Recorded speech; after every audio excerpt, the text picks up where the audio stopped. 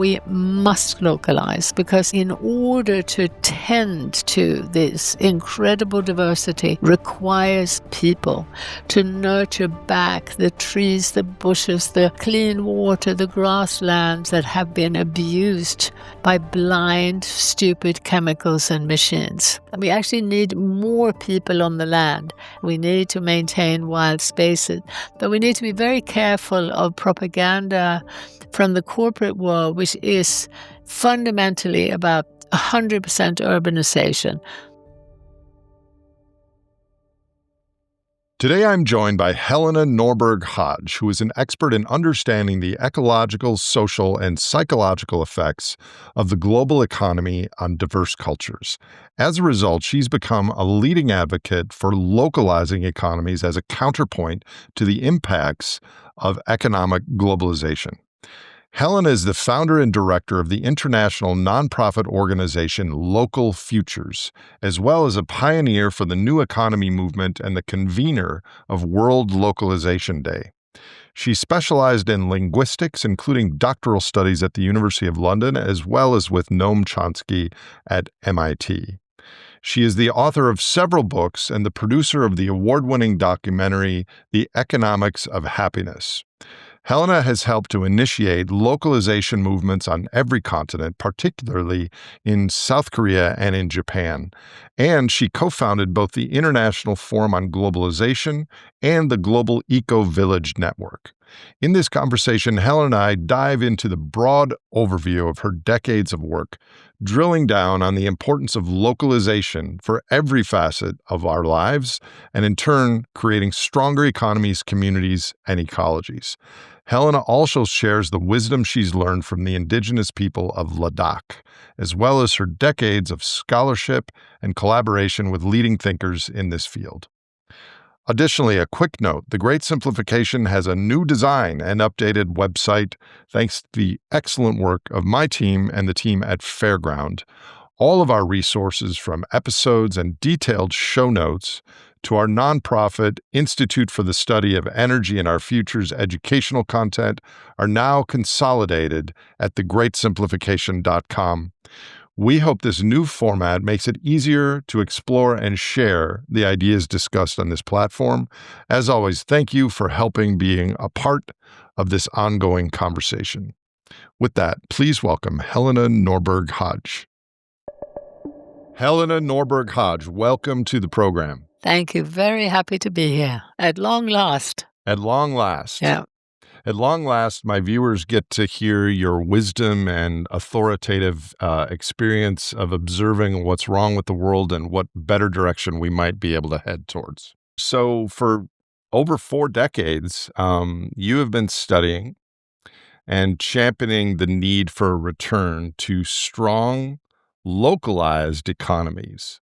Can you start by explaining, and this is kind of the centerpiece of your work, but you work in a lot of different areas. Can you explain why strengthening local economies is important and how that is different from our conventional neoclassical economics mantra of strengthening the economy? Yes, it's diametrically opposed to the conventional path of strengthening economies, which actually means weakening economies around the world while strengthening the wealth creation of what is in effect a global empire of interlinked banks and corporations that have no rules, pay no taxes, and now are legally provided a red carpet to prevent governments from in any way protecting labor, protecting the environment.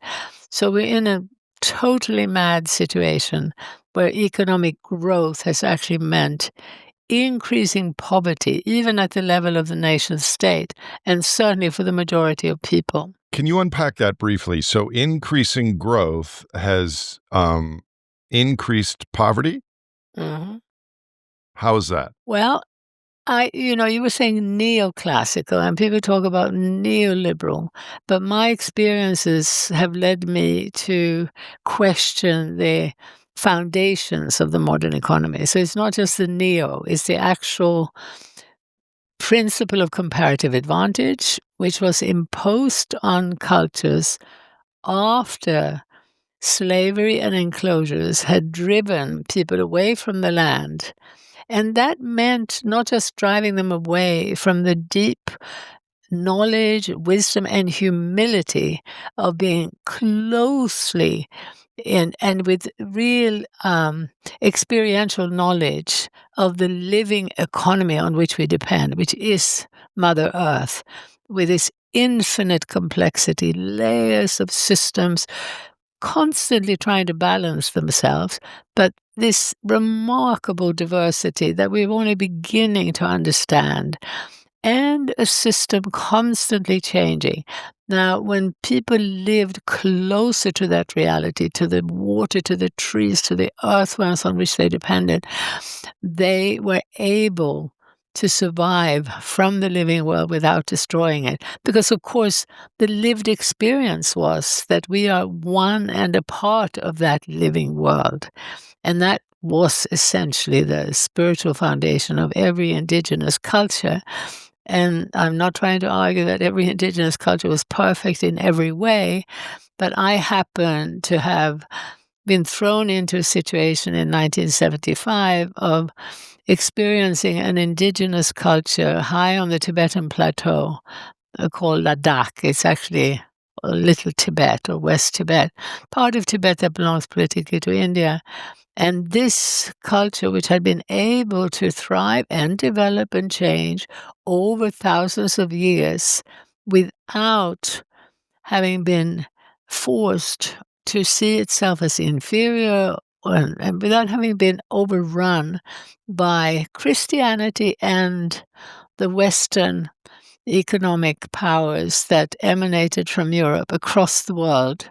And so Christianity brought into these indigenous cultures, going way back, to the sort of 1300s, the idea that you're primitive and backward if you live close to the earth. The earth is dirty, the body is dirty, the senses are deeply dangerous. The pure white light up in the sky, this purity, essentially what they were bringing in, this dualistic worldview that rejects the earth and rejects the body. What I am so happy, if I may monologue a bit longer about that, what I'm You may so monologue. happy. I have the next 4 hours for you. Thank you, because I'm so happy to have realized that I have witnessed this subjugation back in the 70s, and my eyes were open to the fact that actually there has been a cultural turning, there's been a human rejection of this dualism that goes way back. I mean, certainly the battle between romantics and the Enlightenment was part of it, even preceding that. And today, I see this huge cultural turning that is demonstrated on every continent, that people who have tasted the emptiness of the urban, competitive, speedy, unnatural consumer culture develop a yearning, a hunger to reconnect to life, to become whole again, to be able to respect themselves as individuals, to be able to respect all of themselves, to become more embodied, to become entangled, to become deeply connected to life. And very importantly, that means to others. A sense of belonging, a sense of being part of a group is a fundamental human need. And we can see again and again playing out this shift where people who go into the emptiness of this culture that's been foisted on us start trying to make steps in the other direction. So I feel extremely hopeful about the future in the long run.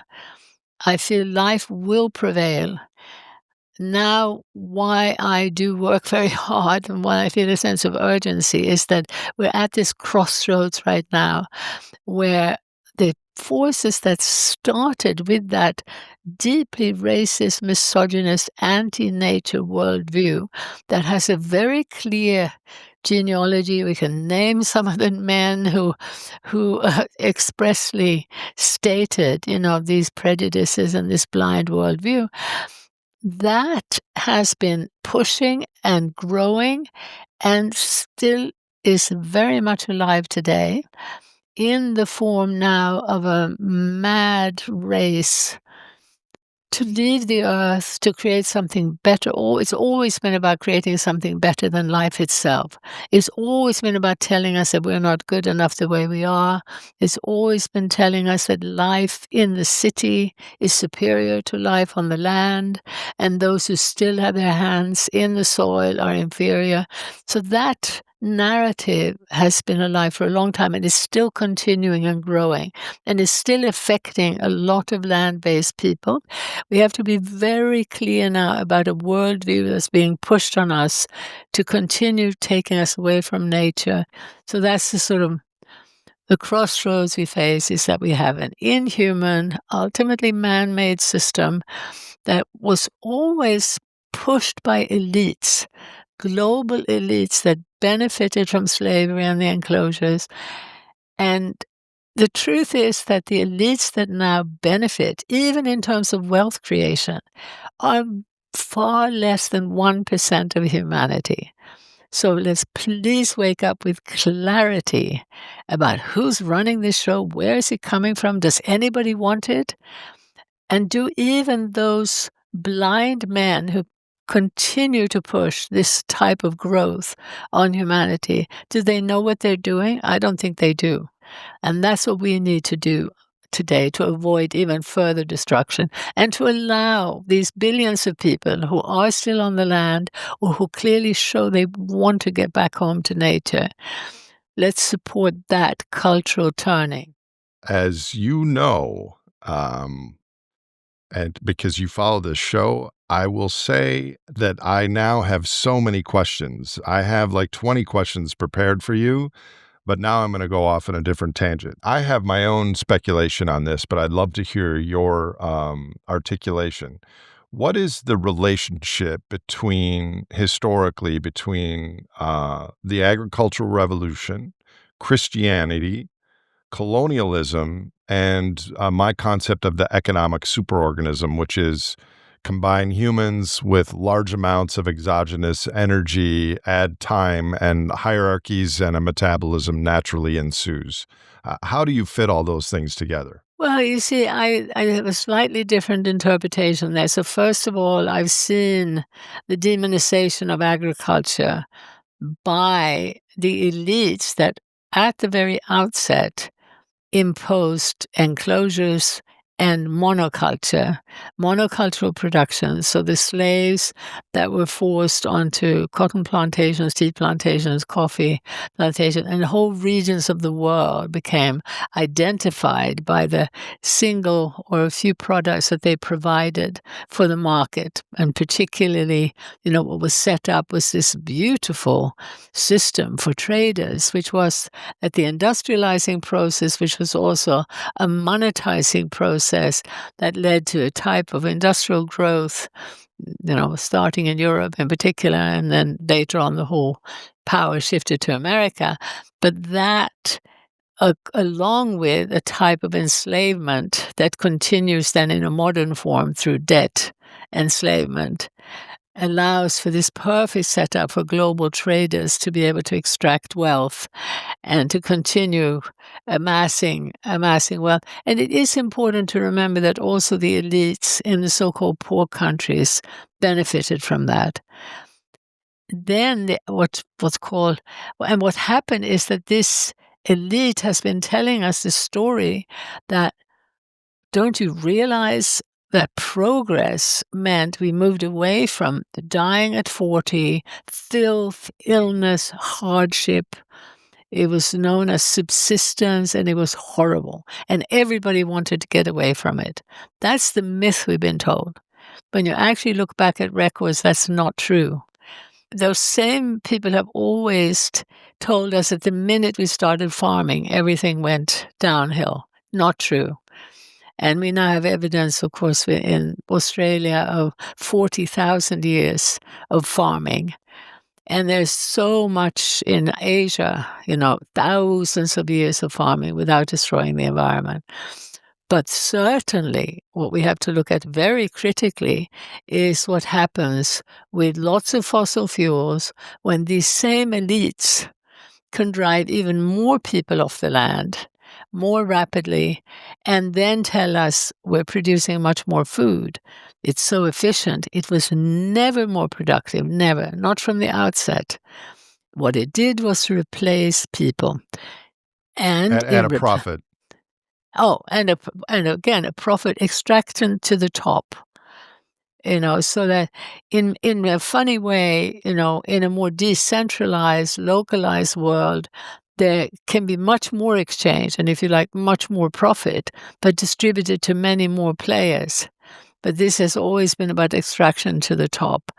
For most of us, we have seen this picture of Dickensian London: filth, pollution, huge gap between rich and poor, absolute miserable state, which then is improved through modern technology and using energy to replace people, building houses that have a little bit of insulation for heating, indoor lavatories, and so on. So that is painted as building on, but that's progress, and that's what we've been fed. We've not been allowed to look at the social cohesion, the resource use, the relatively benevolent relationship with nature that preceded that forced urbanization. Well, when did this dynamic start? I would argue that it started once we started storing surplus, and that the people running that system outcompeted the people that were happy to just stay locally and farm. And then that turbocharged and accelerated. And then, like you say, Christianity and colonialism, and then fossil fuels, and then digital currencies, and now AI were each stacking on top of what came before. When you say storing, again, I've seen, particularly in the culture that I know so well in this part of Tibet, they were able to store some surplus. But you see, for me, the key is that when you're talking about storing surplus in the real world, when you're talking about grain or animals or fiber, you can only store so much. It's the financialization Yes. of wealth that leads to the real breakdown. Yes. That's where it starts becoming more and more toxic. But even then, because of seeing the psychological manipulation and the sort of the modern global economy coming into Ladakh, I feel that the most important rupture is really through industrialization.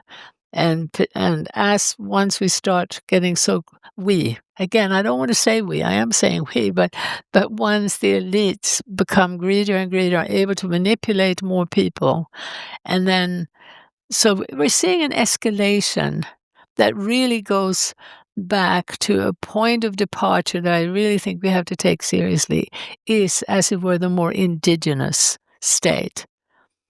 And so we're really talking about a gradual process, but the most important breaking point is, I would say, with fossil fuels, that it takes on another dimension. Yeah, I mean, you look at the population and GDP per capita.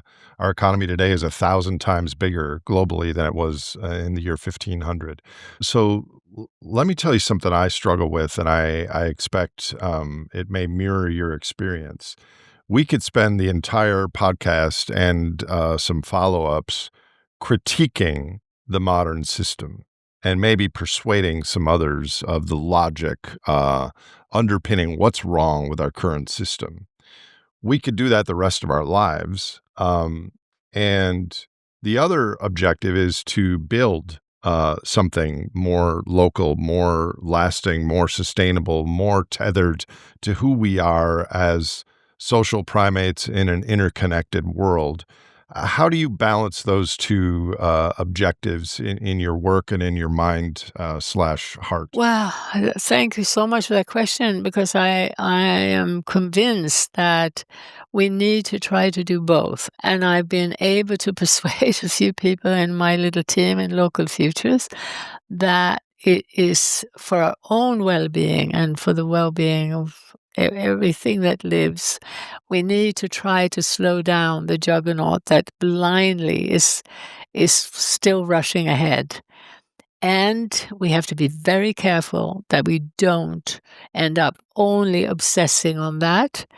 And for me, I realized way back when that, well, I'm going to do everything I can from the outset to try to warn of this escalation in the wrong direction when there's so much evidence that we don't want it. And then so much of it is happening because of blindness from the top down to the victim, to the poor. So let's devote some of our time to that, but be sure that we ground ourselves in life itself and that we, on a daily basis, I would say, ensure that we breathe and come into that space of affirming who we really are and learn more and more about that. Learn to trust our bodies, learn to absolutely feel everything from how what we eat affects us. I've always been amazed by the the gap between people who are concerned about what they eat, but who don't seem concerned about agriculture, or the people who are concerned about how we grow food, but who eat the supermarket synthetic food. It's obviously all connected, and so that's partly, yeah, as we become more aware, and it's very much as my friend Ian McGilchrist is trying to raise awareness about, the allowing the right hemisphere of the brain some space and time. So that we need to train that. I used to call it practicing a type of creative schizophrenia that, put on the left brain, and let's not say we're only going to lead by heart. We need head and heart and gut and hands, So let's be really clear about what we don't want and where it comes from and what the language is, and let's develop the clarity that will make us more humble in the face of complexity and diversity. So I'm a scientist. I have a PhD in natural resources. I read scientific papers. I've written scientific papers. But increasingly, I get this sense that the universe is like I'm surrendering to things that are happening that are beyond my control, and I can't explain that. You are my friend, and Ian McGilchrist is my friend, and I had no idea that you two were friends. Yeah, yes. And it just seems like this conversation on how everything is connected is robust, and there's a constellation of ideas and personalities and a growth of a real conversation that is happening. So let me ask you this: you say that you travel and you witness this change in the zeitgeist. Can you give me some examples? And how does the United States? I mean, you've talked about the elites and the 1%. Does that also correspond to countries? Like, is outside of the United States, is there more of a consciousness shift towards back to the land and towards a recognition that we are disconnected from who our ancestors could be and who we might be? What are your thoughts? And just give me some examples. I ended up in California in the 70s, and it was like paradise. It was like this, left-leaning politics, Buddhism, ecology, and I taught at Berkeley in a department called Energy and Resources, which was one of the attempts to set up a more holistic interdisciplinary department. And I was connected to some in Scandinavia and Germany. But I would say back in the 70s, California was like way ahead in terms of the ancient futures ahead that I'm talking about. Ahead, really deeply recognizing that nature is our home, nature is our only economy, every single thing we need comes from nature. Let's understand nature. Let's at least try to understand and work with her, with Mother Earth. And a great sophistication. And for many, many years, and we ended up setting up an office in Berkeley, so I was there every year. But I was also I was going back to Ladakh every year, and what I had found in Berkeley in the 70s was particularly, I would say Berkeley was like the biggest bubble of all. But all around Europe, I wasn't yet involved in Australia then until the end of the 90s. But I was also connected to people in Africa and South America and so on. So really globally connected. And there were these trends everywhere, but Berkeley was probably the strongest and biggest center. But my theory back then was that, in fact, in America, both the search for alternatives, if we want to call it that, this coming back home to nature, was stronger than, say, in my native country of Sweden.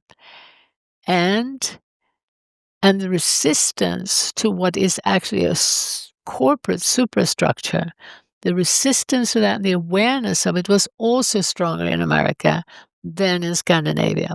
And my theory about that was that in Scandinavia we had governments that were relatively benevolent, that had not allowed the same brutality of the corporate machine that had been allowed in America.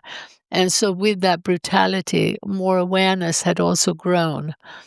And that was why there were so many sophisticated thinkers in America and such a strong rejection of that corporate system.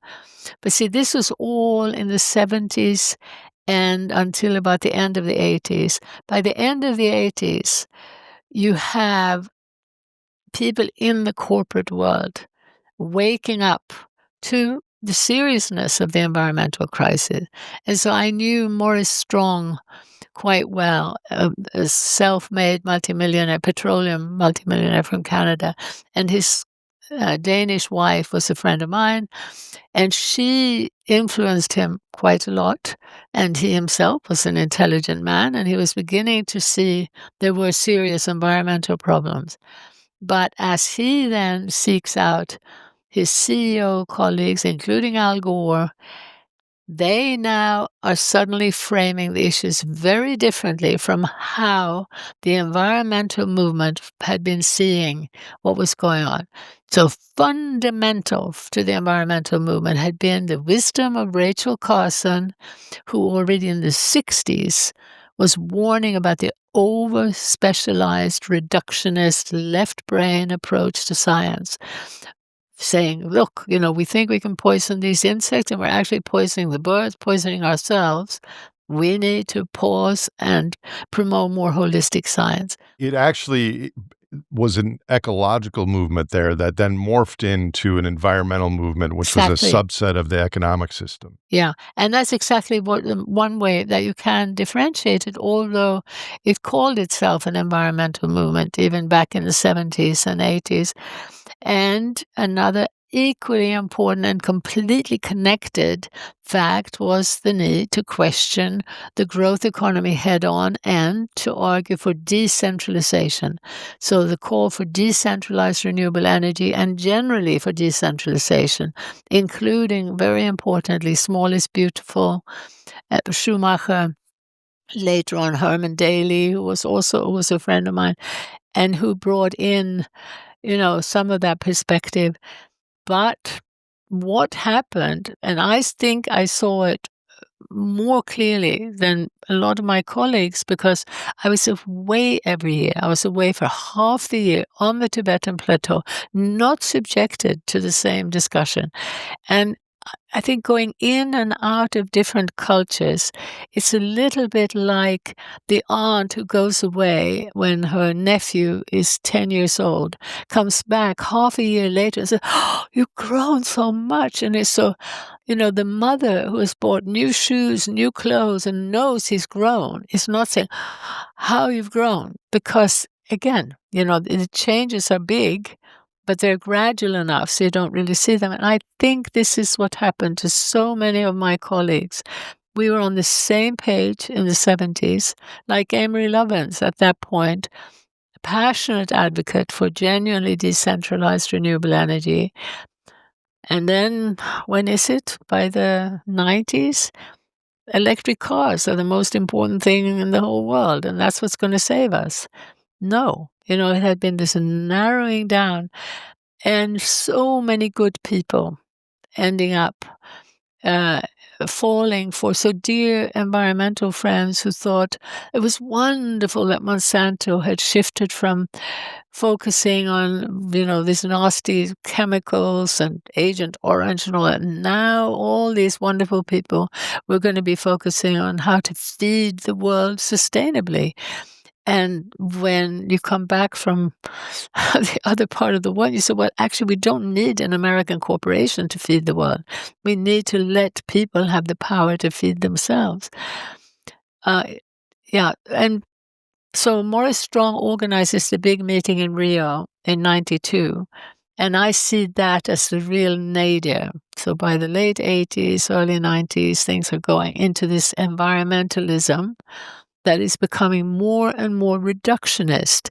And shallow, you could say, in a way. It isn't necessarily shallow, but it's this focus on just the trees or just the whales or just the plastic and losing sight of the bigger picture. The bigger picture being profound rethinking of the direction of science and real decentralization.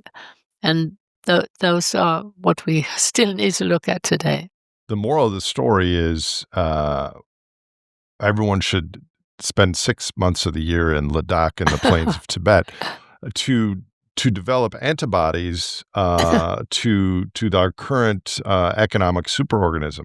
But is there any chance that people like the people you mentioned, the equivalent of those people today, can notice and go towards the broader ecological perspective instead of the reductionist responses to what we face? I do feel that now the extreme consequences of this system are leading to a deeper questioning and a willingness to look more fundamentally at system change. I mean, we see it everywhere, don't we? People talking about system change. And that's where people like you and I have to try to really get people to look more carefully at what they mean by that, because I'm shocked by the number of discussions of system change, which doesn't address, they don't address the global economic system as an entity. And I'd say that is the key. That's the key right now. So you've mentioned local economies. The name of your organization is Local Futures, and you've also mentioned decentralization. Could you define decentralization, and how is that different, or how does that interrelate with localization? Really, decentralization, I used to use that language myself before I had my eyes open to globalization. And so then I, like most people still today, tended to be looking at things more from within the nation state perspective. I wasn't so aware of the sort of shenanigans at the global level until colleagues of mine from Malaysia alerted me to the trade treaties and how they were this process of handing over power from the nation state to global corporations, giving them the power to literally to sue governments if governments try to interfere with their profit making. And so that this so really, as I became aware of globalization, the truly systemic antidote was localization. And then it turns out that we need to be looking at the fact that everywhere in the world, when we have serious problems with the species of plants that don't have any predators, and we start bringing in the pesticides and the glyphosate and so on, it often was because of this far too hasty transport of species across the world. There's so much that one could say about that. But so the whole notion of more localized species, local languages, and the sort of, the language of local lends itself much better to this more general systemic direction back home to nature, back home to diversity. So it's a sort of, as I say, it comes from a deeper understanding of the global system, then leads to a deeper understanding of the need for systemic localization. This is not just about us helping local businesses or local farmers. As you were saying earlier, a lot of the government attempt to help grow the local is nothing more than just helping them to compete within a globalized system where the rules favor energy intensive, resource intensive, polluting practices, whereas employing people and working with the natural world is punished. Can we have local economies that are healthy and resilient and grow sufficient food with 8 billion people? Absolutely. With 1 billion people, we must localize because it's precisely the wonderful truth that in order to tend to this incredible diversity and to do so with compassion, with gentleness, with real care, requires people to nurture back the trees, the bushes, the clean water, the grasslands that have been abused by blind, stupid chemicals and machines. So we need that care, and we actually need more people on the land. That doesn't mean, dispersing the human population across every lost wilderness. We need to maintain wild spaces, but we need to be very careful of propaganda from the corporate world, which is fundamentally about 100% urbanization. So they're marketing the sort of 5-minute city where we will be able to have our local everything within walking distance. I think for many people it would be a dream to live in a city where everything they need is in walking distance.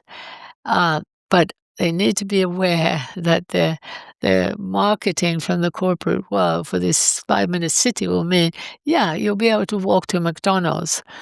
You'll be able to walk to a giant supermarket chain, but you won't be able to walk to the sort of market and the sort of restaurant or the sort of art or culture that you really want. Here's where my thinking has changed from 10 years ago, because I thought I've been thinking about all this for 20 years. I no longer think the system can be changed, like tweaked with policies and better incentives, because we are not only in ecological overshoot, but we are in social overshoot and financial overshoot. So once we slow down sufficiently, that next step is a doozy, is a big step down, as we have cascading systems that were built on cheap credit, cheap energy to get the comparative advantage dynamic going globally, and letters of credit and 6-continent supply chain, which you have done a lot of work on, that is incredibly brittle and fragile. And so do we build out local futures right now as a strategy to act as a buffer for when that starts happening? Or are you thinking that we can actually change the system now to gradually move towards more local futures? Well, I'm thinking, as I did from the outset, that changing that bigger system is a big ask. So therefore, encourage people to build the foundations of that more robust, what we might call resilient, systems that are adapted to diversity and that allow for many more players, that allow again for left-right brain balance in how we interact with one another and the earth.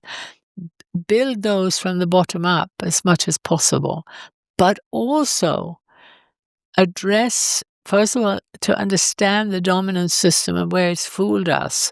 And for instance, there are such clever ways of undermining any intelligence. For instance, that the choice is either between science and, or superstition. The and also the continued, lies about how, we're either going to die at 40 or we're going to continue with, big pharma. And the biggest of all, is big ag, that we're too many people now. We can't go back to the land. We've got to be in the big cities, and it's the big supermarkets and the big farms that feed us. The truth is that we already have so much evidence that diversified smaller scale agriculture is vastly more productive. Productive defined by calories per acre? Well, Calories. much more, not just calories, but literally producing food, fiber, everything we need. Is more productive and it's both more productive, it's more resilient. Even now the wood But it that's takes, grown. but the trade-off is less profits for the top No. 1%. Okay, but that's not a trade-off. That's the win-win. The win-win is that it distributes wealth better. So the extractive system concentrates the profit in the hands of fewer and fewer billionaires. Diversifying and localizing spreads the profit much more. But if we have the same amount or more profit and it's distributed more equally in a similar economic system where we can order things then have trucks deliver them, it will be a bigger consumption in the world on finite resources if wealth is distributed that way. Yes? So it No would have to way. also change. Absolutely not. No, no. Okay. That's a myth. That's a myth. And this is one that they've used a lot.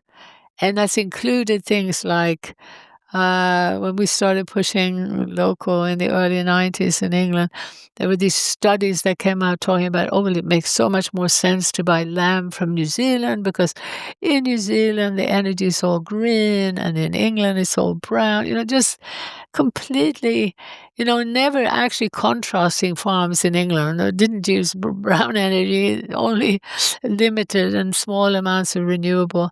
But yeah, and also this idea that the distribution would be so much more energy intensive. Absolute rubbish.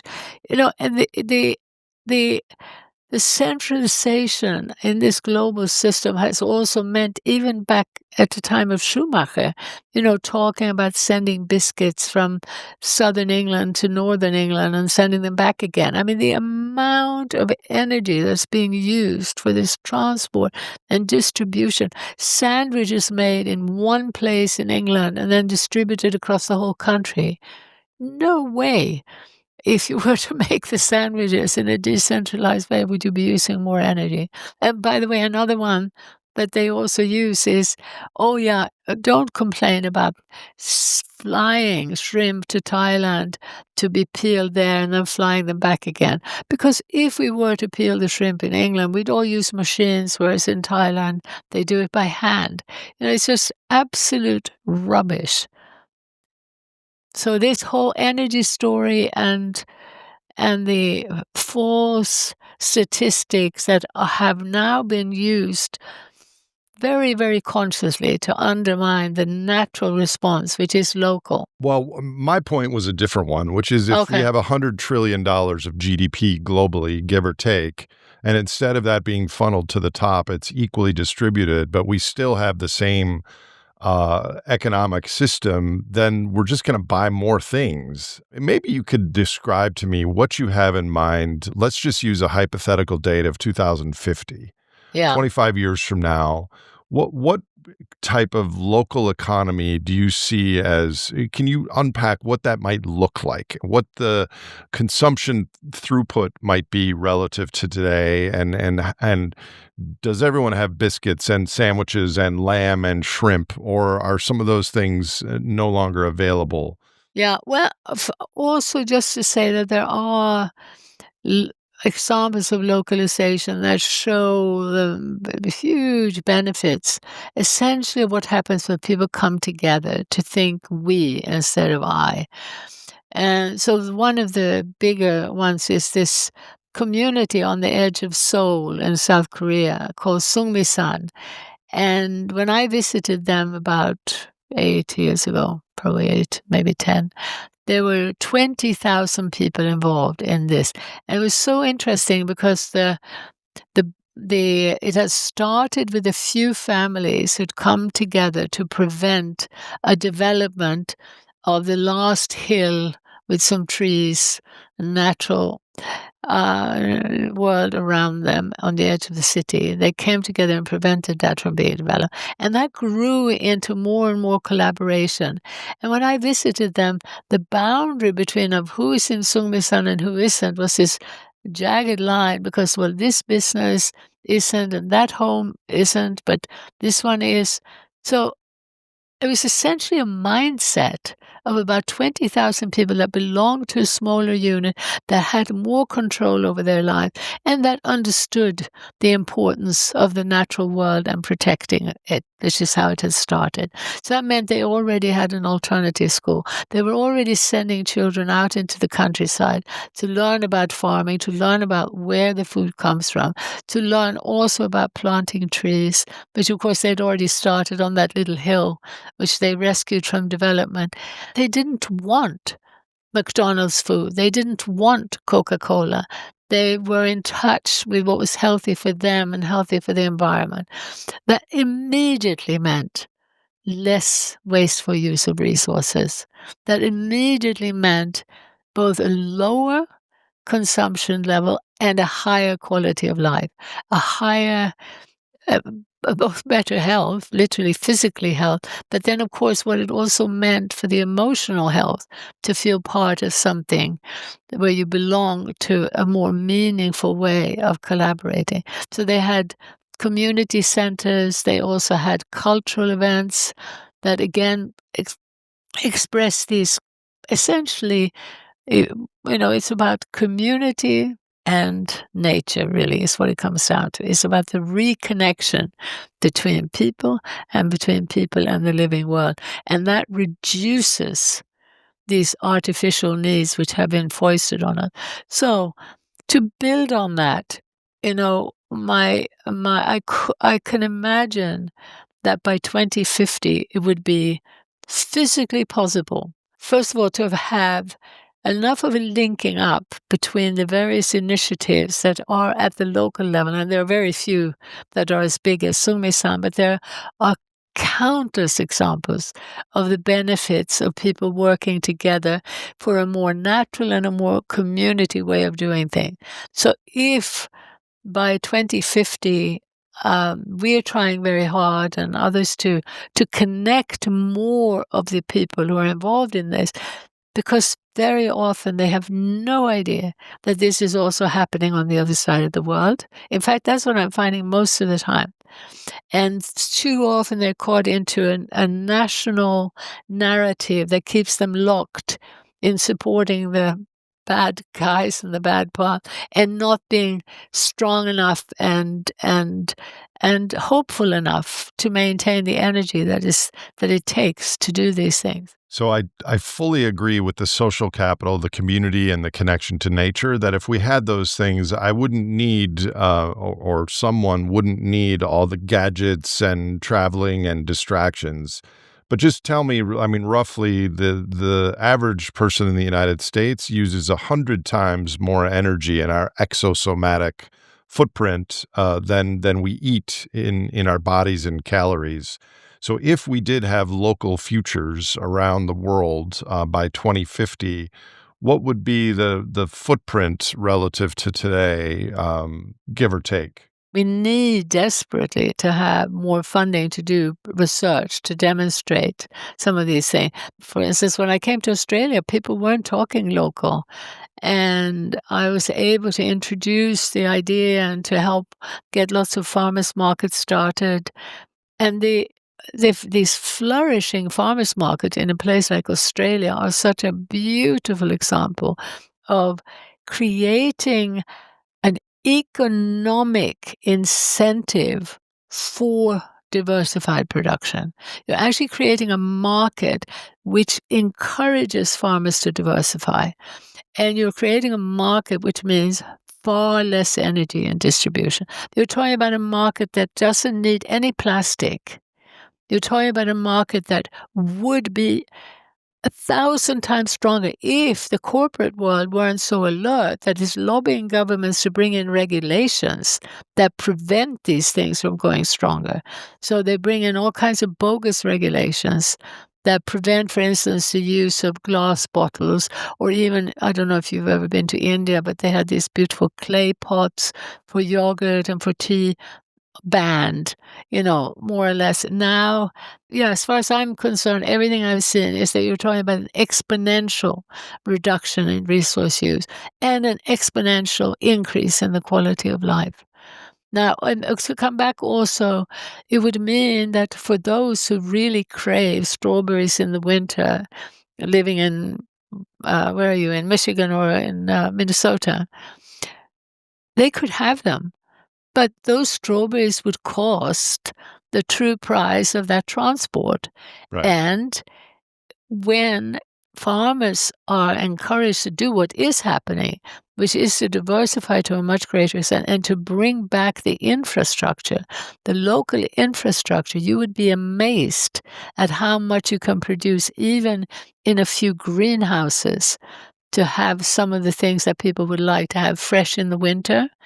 Yeah. So let's talk about that. So the listeners of this show are a captive audience for the things that you're saying. So many people currently live in communities where there's very little awareness of the value or the potential of localization. So what have you found to be the best first steps for individuals, families, groups of humans to help move their economies, their communities towards local and regional resilience? I would like to find much better ways, but certainly we do get very positive feedback from the films we made, like The Economics of Happiness and so on, and where farmers and permaculture activists and so on have said to us, "Oh, you made me realize how important it is what we're doing, and even though it's hard, we're gonna continue." So it's both explaining and showing clearly what the global path means for your health, for your happiness, and for the well-being of everything that lives, and showing that this other path, which, eh, you know, yeah, the multiple benefits. What we also have to realize is we have so much experience in this that we're not recommending local currencies. We found they don't work. At this stage, we would urge people not to think of that. Again and again, they've been started. We have helped to start them. But with local food initiatives, which at the same time as local currencies we started, they almost without exception live on. Even though they're difficult, they live on and multiply and grow.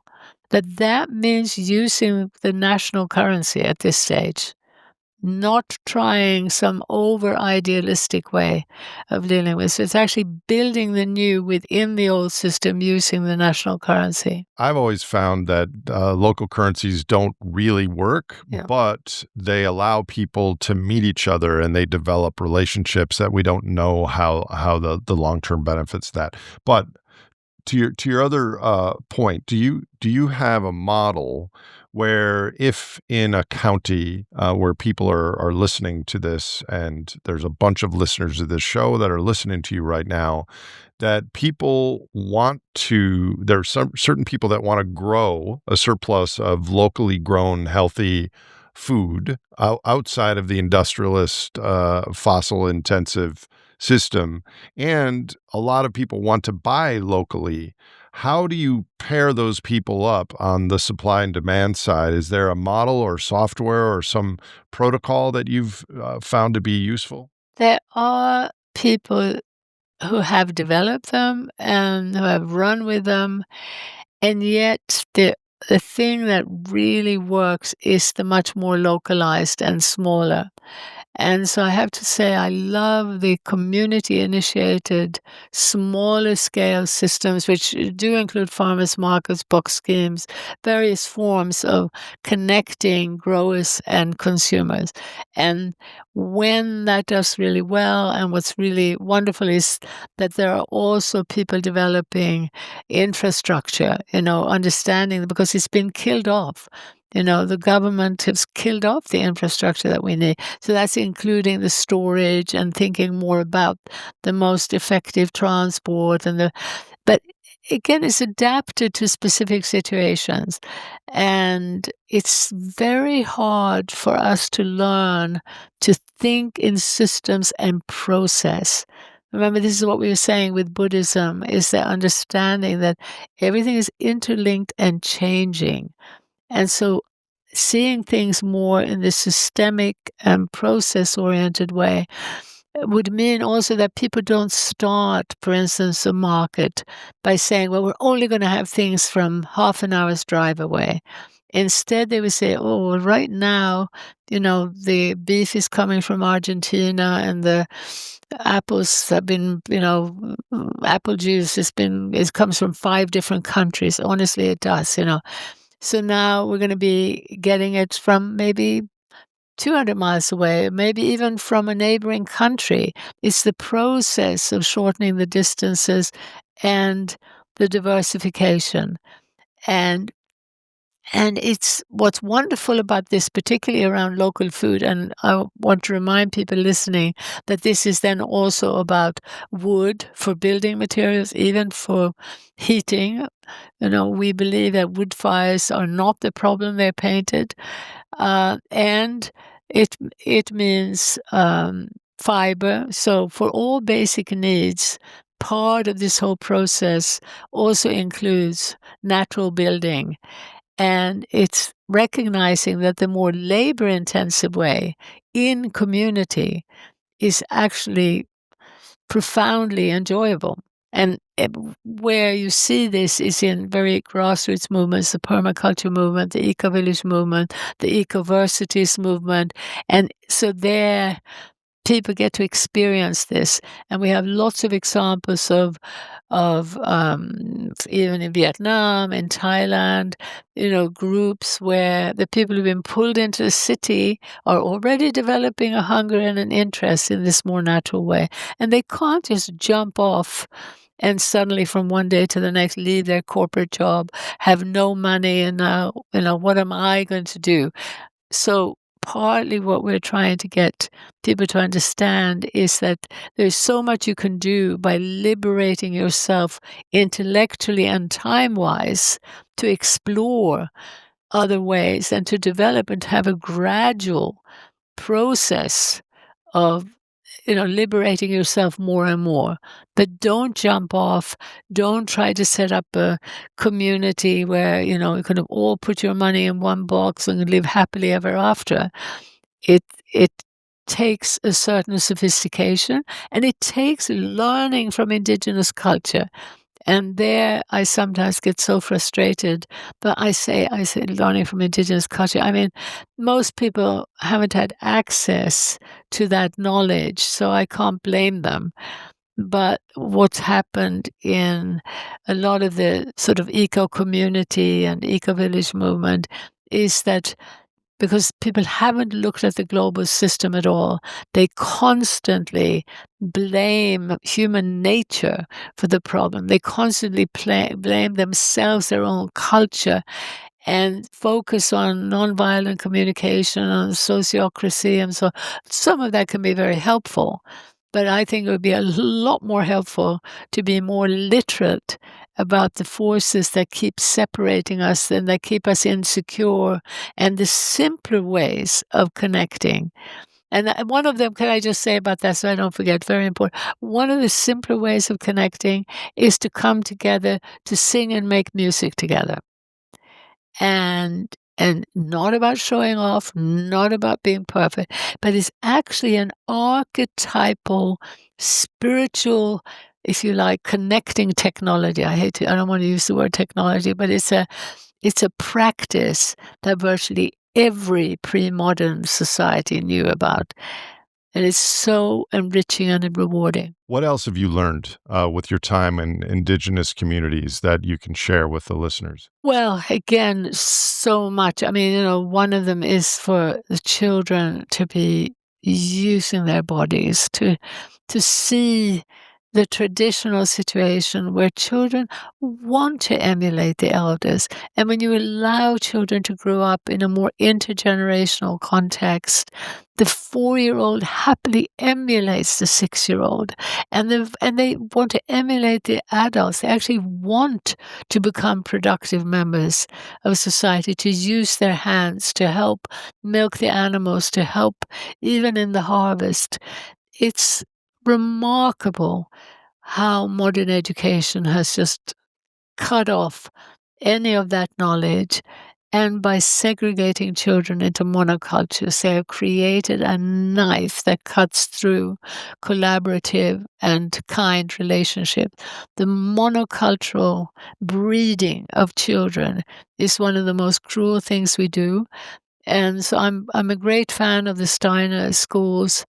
For me, not perfect, but unfortunately, many of them are losing their, adherence to trying to keep the age groups together, and also losing some of their sort of strict thinking about technology. But some of that's coming back as the awareness now of the impact of the screen on young children is growing. But so to see in Ladakh this black and white change, the traditional, incredible, beautiful relationship between the oldest and the youngest and everybody in between, and then to see the segregation and the separation, to see people who couldn't even understand what depression meant and suicide didn't exist, basically, maybe an old person in a generation, to now have suicides among young people once a month. The change of the traditional way of life and the impact of the global economy is so black and white and so instructive, and so much positive learning from that. Among others, try to avoid children playing with just children of their own age group. Do exactly the opposite. Help them develop as many significant others as possible to relate to, and ideally of different ages. Help them to connect to the more than human world, particularly to animals. And that's where domesticated animals are actually very important, because we should not connect deeply to the wild. I feel a bit guilty. I love feeding some of the birds, but we shouldn't really be interfering that way with the wild. But to see in these traditional cultures, and I have experienced, many more than just Ladakh, even in rural Spain, where my husband and I lived in the 80s, the connection to the domesticated pigs and goats and cows was very, very important for learning the language and the communication between humans and animals, and so important for the children. And all the time developing hand, and eye coordination and moving their bodies. To then see what happens when you take like 5-year-old, 6-year-old boys and make them sit still all day in front of a screen, and you feed them sugar, and it's a recipe for violence. And that's what we get. And it wouldn't be that difficult for us to bring fundamental changes to the school to prevent this. But they need to run, they could run up, mountains 1,000 feet and back down again, and just full of energy, using their bodies, their muscles, and yeah. So there's just, this is such a huge story.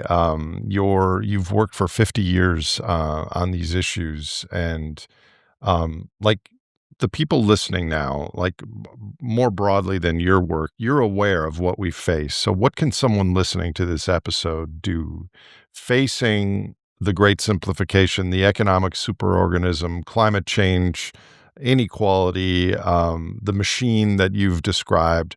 What can they do right now to help address these issues, or is it all up to politicians and leaders? So first of all, I want people to remember that the inequality, the epidemic of depression, which, by the way, we haven't spoken enough about, because I'm really hoping that that can be an avenue for waking people up, that young people around the world, in every culture I know, the depression, anxiety, and mental disorder is escalating very rapidly.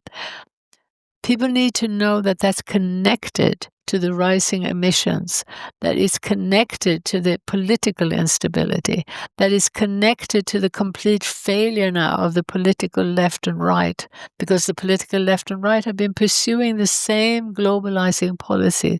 So this sort of corporate empire lies behind all of these crises. So one of the first things we want people to remember is that they are connected, and that's why the big system picture is essential. Then we can still focus on just reducing plastic, or just on the plight of whales, or childhood depression, or political instability, but link it to that same system so that we then become a chorus of voices to demand policy change. And what would that policy change look like? It would need international collaboration, which is why we're trying to build up an international movement for the shift from global to local. That's in part to build up that collective voice for the change that needs to happen at the global level, where governments are now forced by the voting citizens to take back the power from that empire, bring it back down so that there's democratic oversight for business. Now, it's very difficult to persuade business people of the need for democratic oversight, because all around the world, businesses are being squeezed by heavier and bigger and more outrageous bureaucracy, this heavy weight, which makes, of course, businessmen hate government. And that hatred of government was translating into the swing to the right, as ordinary people also are incensed by a lot of the red tape regulation. They're being squeezed both in terms of bureaucracy and financially. And they only see the state, they see the government, because there isn't enough discussion of the global empire behind the nation state. So that then leads to this swing for laissez-faire government, and a demand for the Malays and the Trumps and so on. Sweden swinging to the right, Germany swinging to the right, now in Australia. It's a really clear pattern when you look at it globally. And so we need to not focus on Trump, not focus just on the swing to the right, but understand that that is a consequence of not addressing what's happening at the global level. Once we do that, we have the potential for the most remarkable coming together, very strong unity around what everybody would want. I mean, I really believe, almost without exception. So that's the building up of hope for real systemic change, policy change. But in the meanwhile, at the local level, you can start taking steps. And we, in Local Futures, we sort of basically, we offer you well, I shouldn't say a promise, but we offer you what we see as answering the question of what can I do right now to feel better, to support myself and my own well-being, while simultaneously working on change in the world at large. So in Local Futures, we offer materials that can help you move in that direction, that will be beneficial to you right now, and help you to start looking through this mess of one crisis after the other, where you just don't know where to look, and it just seems like people are in overwhelm. You're in overwhelm as long as you're seeing these crises as separate, but you're also in overwhelm if you don't recognize what this machine is doing to you. And so part of the journey that we would like to take you on is where you see more clearly how you too are being affected by this barrage of propaganda that make you feel inferior, that blame you for the climate crisis, blame you for what's going on, blames humanity, blames human nature, points to everything under the sun except the real cause. So this path that we're recommending, we we try to leave people with 5 words try to sort of, have a schemata of what you would be doing. You would be, as a first step, reconnecting, then you'd be rethinking, and then you'd be willing to do resistance and renewal. So resisting and renewing and rejoicing on a daily basis. So these 5 R's, and the reconnection is a reconnection to others as primary, and simultaneously and often together, a deeper reconnection to nature.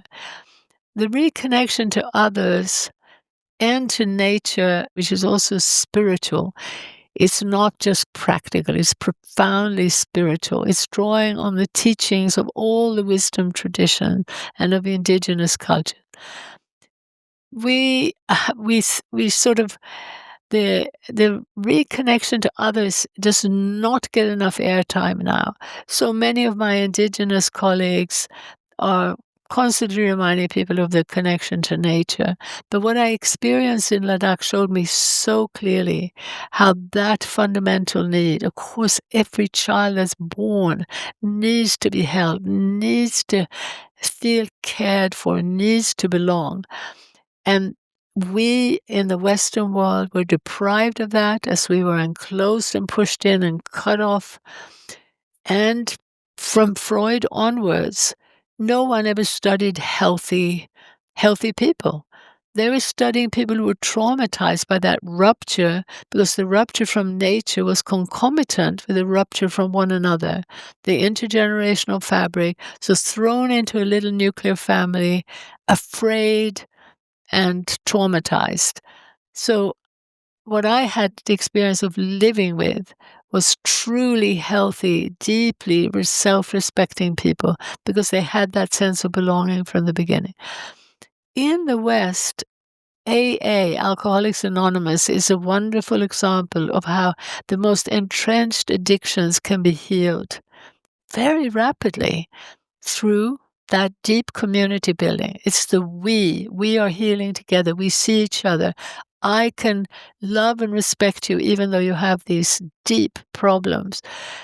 That knowledge is what we need. And if we can do that with heroin addiction, we should surely be able to do it to get over our fear, anxiety, and trauma of today. And AA linked that to a spiritual journey, which in the beginning was Christian, but now they're including and liberating that to also a nature spirituality. And so I would urge people to think of together doing vision quests. If with the biggest poverty now is time poverty, but if you're a group, if you start this journey by identifying 2 or 3, maybe up to 20 people with whom you'll work together with, and ideally you'll be living near each other. You can meet in each other's homes, and then you can plan how one person will look out for where would be the best place to go out as a group of families for a type of vision quest.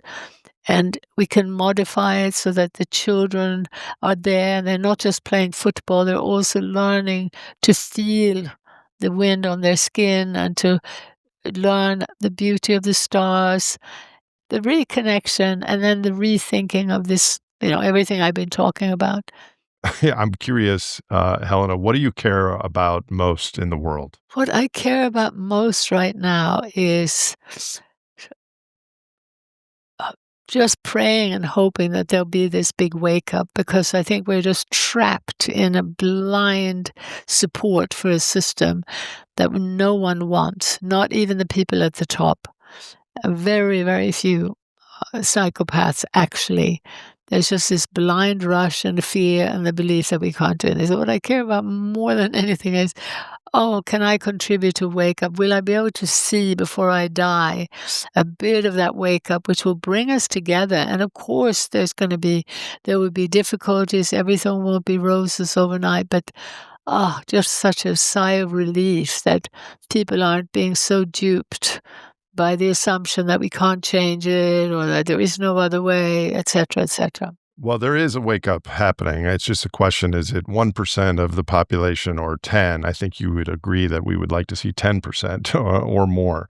So I asked this question of all my guests, as you're probably aware, if you could wave a magic wand and there were no personal recourse to you or your status or your security, what is one thing you would do to help change human and planetary futures for the better? It would be, the magic wand would probably be billions of dollars that would get out the big picture. And I don't think the wake up yet includes understanding how this global economic system came about and how it's responsible in the last 35, 40 years for the poly crisis. So that link is not yet being articulated very much. And there's almost no discussion of the ISDS clauses that have this What is that? ISDS. That's the investor state dispute settlement clauses in trade treaties where governments are signing in black and white. You can do whatever you like. We won't interfere with your profit. If we do, you can sue us. So uranium mining companies, right now in Australia, uranium mining companies suing Greenland for $13 billion because through democratic process, they decided they don't want more uranium mining. And you see, the madness of this system is this Australian uranium mining company is not going to be bringing uranium to Australia. It's just part of this web of craziness and trade in the global system. And so that the disempowerment of the nation state and the nation state having sold out to that empire without any discussion. So both left and right have been selling out for the last 35 years, and it's exactly in that period that these crises have escalated to such enormous proportions. So how can people find out more about your list of the 5 Rs and what to do and understand more about your work? Yeah, please come to our website, localfutures.org, and you'll find a whole array of films, of animations, books, reports, and conferences. We've been doing a series of conferences called Economics of Happiness conferences, and a localization action guide, which gives lots of examples in various fields and examples of what's going on that you can follow. And you can learn more about the 5 Rs. And we're trying to connect sort of local hubs around the world that can also stimulate each other. So there's a lot of positive material. And I think, as I said, this is a journey of restoring your own well-being in the midst of this craziness in a very focused way, and at the same time looking at what you can do to improve the well-being of everything that lives. Helena Norberg-Hodge, thank you so much for your time today and for your 5 decades of work on these issues. You have been fighting the good fight, my friend. Well, I'm so honored to be with you and love what you're doing and look forward to talking again. If you enjoyed or learned from this episode of The Great Simplification, please follow us on your favorite podcast platform. You can also visit thegreatsimplification.com for references and show notes from today's conversation. And to connect with fellow listeners of this podcast, check out our Discord channel. This show is hosted by me, Nate Hagens, edited by No Troublemakers Media, and produced by Misty Stinnett, Leslie Batlutz, Brady Hyen, and Lizzie Siriani.